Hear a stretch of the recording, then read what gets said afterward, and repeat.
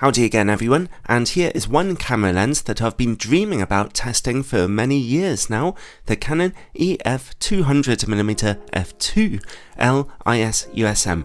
It came out back in 2008, replacing an older 200mm f1.8 lens, adding image stabilization and improving its image quality. Despite its age, it's still considered to be one of the sharpest camera lenses currently available, and it's a favourite among many professional shooters and journalists.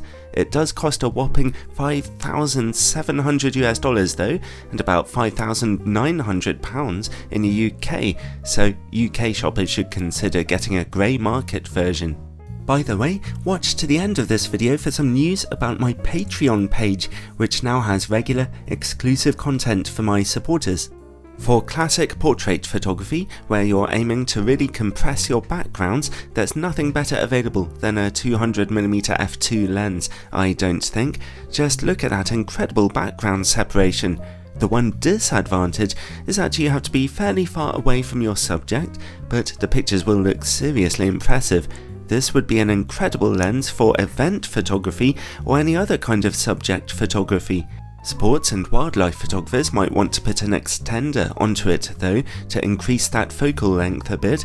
200mm is telephoto, but it's not a long telephoto reach. And to help keep your pictures sharp, the lens comes with image stabilization. Here's some footage without stabilization, and here it is turned on to mode 1 for general use. As you can see, it takes a good few moments to kick in properly and start working, and when it does, it's not amazingly steady, but it certainly helps you a lot. It makes a little whirring noise as it goes, and here is mode 2, which only stabilizes the vertical axis, allowing you to easily pan left and right. The lens itself is definitely big and heavy, as you'd expect, weighing 2.5 kilos. As you'd also expect from one of Canon's telephoto L lenses, it's tough enough to hammer roofing tiles with. Don't do that though. It's very well weather sealed, with a generous sealing gasket around the rear lens mount. The tripod mount is very strong and metallic, and can be loosened to make it easy to turn the camera and shoot in portrait mode. Then we see a slot for Canon's drop-in filters. You have to buy special ones for that, which are pretty expensive. The lens has a large number of image stabilization and focus options, including focus preset options for those who find that sort of thing useful. Next comes a broad rubberized focus ring.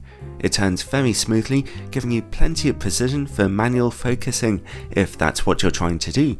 As you change focus, the image zooms in as you focus more closely, so you're not buying a lens that's free of focus breathing here.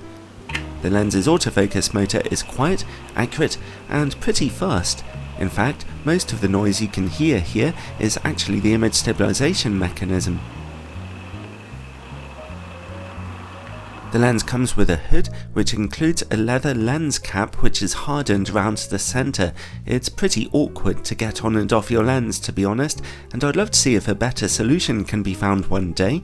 But overall, absolutely top marks for the lens's build quality here, as you'd expect. Now, image quality. I'm going to test this lens on two of the most challenging camera sensors available. Firstly, I've adapted it onto a Canon EOS R5 with its 45 megapixel full frame sensor. Straight from f2, sharpness and contrast are excellent in the middle of the image, although it's just a knife's edge away from perfection. The image corners look virtually as good. That's very impressive.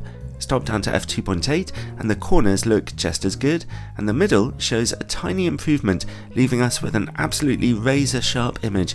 At f4, the image in the middle remains just as amazing, and the corners, again, are virtually as good.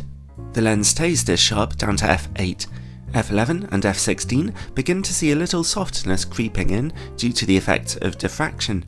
Overall though, this is just about as good as it gets. My Canon EOS R5 has never been happier, and it's especially impressive considering that this lens is 12 years old now. Well, now I'm going to really challenge it by mounting it onto an aps-c camera, my Canon EOS M6 Mark II, with its incredibly brutal 32.5 megapixel aps-c sensor, which has a habit of chewing up any lens I feed to it and spitting them back out again. Straight from f2, the good news is that, in the middle of the image, the lens is brilliantly sharp straight away. The corner image quality is just a little softer, but still very impressive. Stop down to f2.8 and the corners see a nice improvement, looking absolutely magnificent, and the middle of the image just couldn't get any sharper. The lens stays this sharp down to f8, and once again f11 and particularly f16 look softer due to the effect of diffraction. Well, I really wasn't kidding when I said that a Canon EOS M6 Mark II has an incredibly demanding sensor, which makes this lens's achievement all the more spectacular. Bravo Canon, this is easily one of the sharpest lenses I've ever handled. Well, let's move on now and look at distortion and vignetting on a full frame camera. These pictures are taken without any corrections. There's virtually no distortion to be seen here, but there's some quite broad vignetting that falls gently across the image frame. Stop down to f2.8 or f4 to see it completely go away. Next, close-up image quality. The lens can focus down to 1.9 meters, so it's not a great option for getting close to smaller subjects. At f2, the close-up image quality is reasonably sharp, but with rather low contrast. f2.8 sees more contrast, and stopping down to f4 sees more sharpness too. Now, let's see how the lens works against bright lights. Surprisingly well, really. We get some flaring when bright lights are directly in the picture, but not when they're out of the picture. It's doing fine. A vitally important thing for a lens like this is the quality of its bokeh, of course. As you will have seen in my sample pictures, there are absolutely no problems here at all. Your bokeh will pretty much always look beautifully soft, although bokeh highlights are not immune to getting a cat's eye shape to them around the edges at f2. And finally, related to bokeh comes longitudinal chromatic aberration. At f2, we can see some colourful bokeh highlighting around the plane of focus, but it's only really a problem when you're shooting closely. Stop down to f2.8 for an improvement, and at f4, that colour fringing is gone. Overall, well, there's simply nothing left to say. The Canon EF 200mm f2L is virtually the perfect lens. Some of you might be wanting some words of reassurance before seeing your bank manager to take out a second mortgage on your home to pay for it, so allow me to provide you with some. The lens will perform unquestionably no matter what, and paired up with the awesome autofocus capabilities of a newer Canon camera, it will be unstoppable. It really was a dream come true to use on my EOS R5. If this is the kind of camera lens for you, but you cannot afford it, don't sweat. Remember, a 70-200mm f2.8 zoom lens will do almost the same thing, costing you far less, except that its aperture would be a stop darker.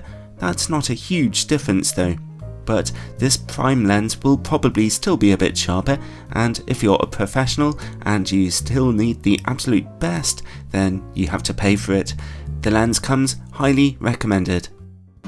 Now, I want to tell you a bit of exciting news that I have about my Patreon page. Each month, for my Patreon supporters of just $3 a month or more, I'll be uploading a fun little video of exclusive content as a way to say thank you. And those videos will cover all kinds of things.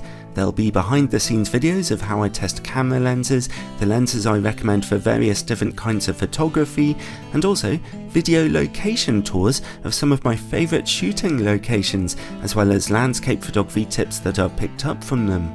There'll be other videos about unusual shooting experiences I've had, like guerrilla filmmaking in Turkey and my tips for wedding photography.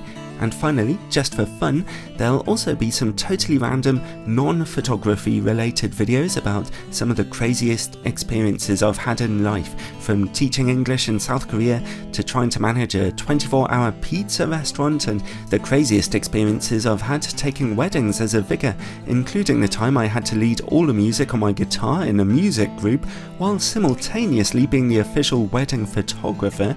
My wife even suggested a question and answer video for her about what it's like to be married to me and having a camera in your face all the time. And I'm open to suggestions too.